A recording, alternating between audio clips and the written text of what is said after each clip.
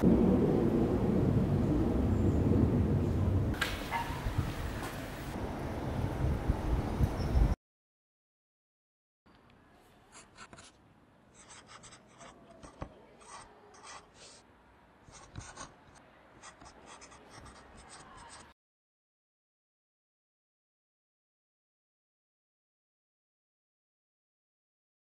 the tunnel I noticed I had a choice of 3. While I thought it very kind of them to offer me this, I do wonder if they realised what a dilemma they were sending to face me. The trouble was, if I looked at your reflection in the left window, I missed the actual image of you and your reflection in the right, and if I looked at the right, I had the same problem but the other way around. At first I thought I should probably settle on one of the mirrors as they were soon to disappear, but that idea quickly wilted and my attention was drawn back to the centre, occasionally checking on either side. I must say I did question the authenticity of your nap a few minutes before. As the train left Loughborough, I suspected it could have been a device to avoid conversation.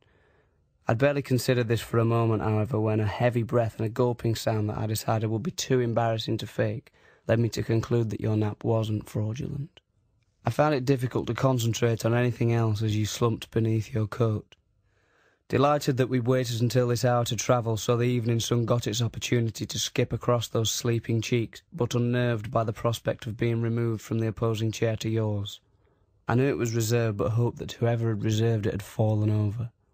It looked as if today I'd be safe. The train wasn't too busy, but I did take a moment to recall the time when I was less fortunate. I remembered it with a chilling vividity. We were on the way to Brighton.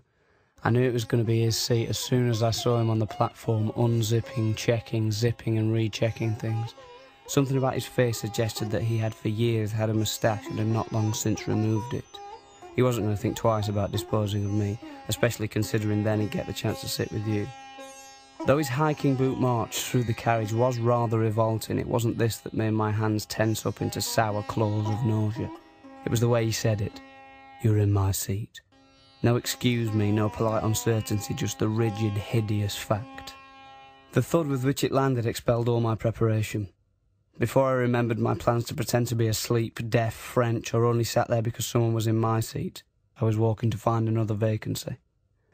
I fidgeted until our reunion on the platform where you brutally informed me. That man was really rather pleasant, actually. Today I thought I'd better make sure that couldn't happen again, and I pulled the ticket from the top of my seat. It took a few attempts and the facade of hanging a jacket to finally complete. I was terribly cautious.